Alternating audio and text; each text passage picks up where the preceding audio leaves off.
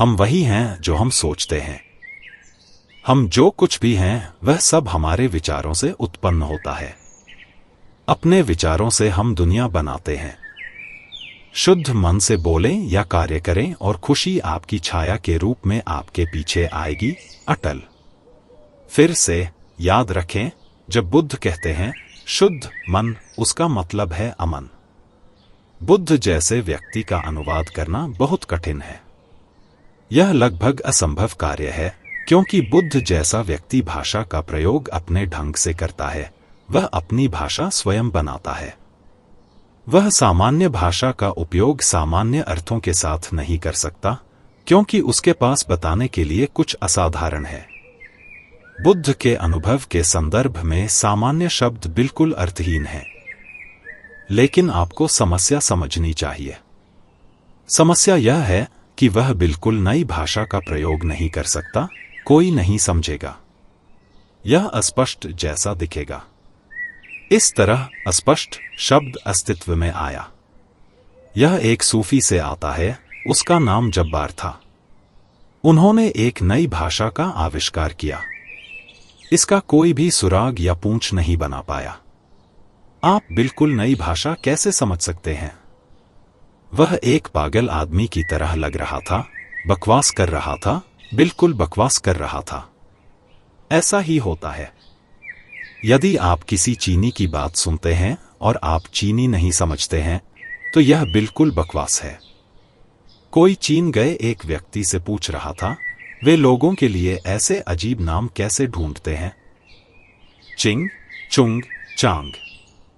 आदमी ने कहा, उनके पास एक तरीका है। वे घर के सभी चम्मचों को इकट्ठा करते हैं और उन्हें ऊपर की ओर फेंकते हैं, और जब वे चम्मच नीचे गिरते हैं, चिंग चंग।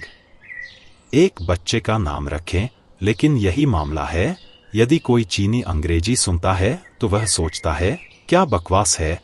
यदि लाखों लोगों द्वारा उपयोग की जाने वाली भाषाओं के साथ ऐसा मामला है, तो बुद्ध के साथ क्या मामला होगा यदि वह एक का आविष्कार करता है, वास्तविक भाषा? केवल वही इसे समझेगा और कोई नहीं।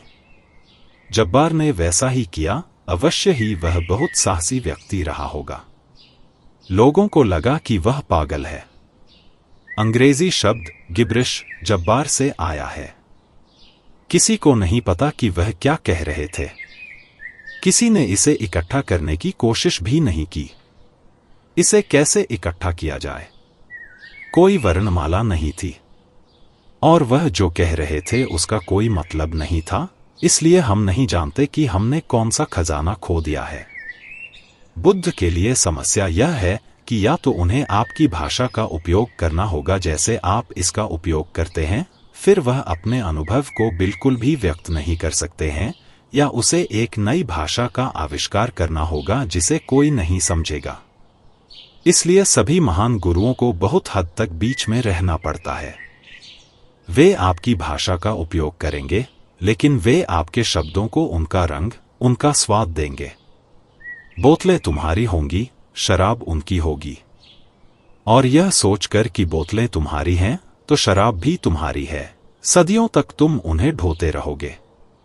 और ऐसी संभावना है कि यह सोचकर कि यह आपकी शराब है, क्योंकि बोतल आपकी है, कभी कभी आप इसे पी सकते हैं, आप नशे में हो सकते हैं। इसलिए इसका अनुवाद करना बहुत मुश्किल है। बुद्ध ने ऐसी भाषा का प्रयोग किया जो उनके आसपास के लोगों को समझ में आती थी, लेकिन उन्होंने शब्दों को इतने सूक्ष्म तरीके से मोड़ दिया कि भाषा जानने वाले लोग भी सतर्क नहीं हुए, चौंके नहीं। उन्होंने सोचा कि वे अपनी भाषा सुन रहे हैं। बुद्ध अमन के लिए शुद्ध मन शब्द का उपयोग करते हैं, क्योंकि यदि आप अमन कहते हैं तो तुरंत समझना असंभव हो जाता है। लेकिन अगर आप कहें शुद्ध मन, तो कुछ संचार संभव है।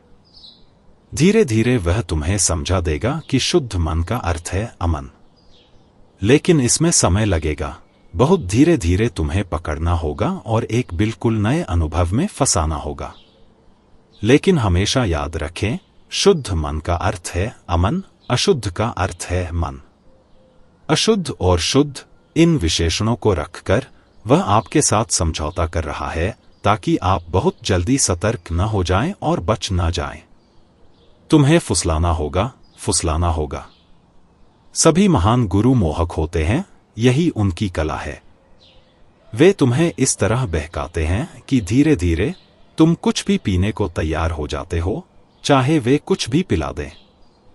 पहले वो आपको साधारण पानी देते हैं, फिर धीरे धीरे उसमें वाइन मिलानी होती है, फिर पानी निकालना पड़ता है और एक दिन आप पूरी तरह से नशे में धुत हो जाते हैं।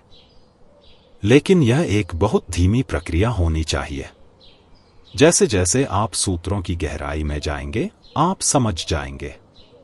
अशुद्ध मन का अर्थ है मन, शुद्ध मन का अर्थ है अमन। और यदि आपका मन शुद्ध है या मन नहीं है तो खुशी आपका पीछा करेगी। खुशी आपकी छाया की तरह अटल रहेगी। दुख भी एक उपोत्पाद है, आनंद भी एक उपोत्पाद है। दुख सोने का उपोत्पाद है, आनंद जागने का उपोत्पाद है। इसलिए आप सीधे तौर पर आनंद की तलाश नहीं कर सकते हैं और न ही खोज सकते हैं, और जो लोग सीधे तौर पर आनंद की तलाश और खोज करते हैं वे असफल होने के लिए बाध्य हैं, विफल होने के लिए अभिशप्त हैं। आनंद केवल उन्हीं को मिल सकता है जो सीधे आनंद की तलाश नहीं करते। इसके विपरीत वे जागरूकता चाहते हैं, और जब जागरूकता आती है तो आनंद अपने आप आता है, आपकी छाया की तरह अटल।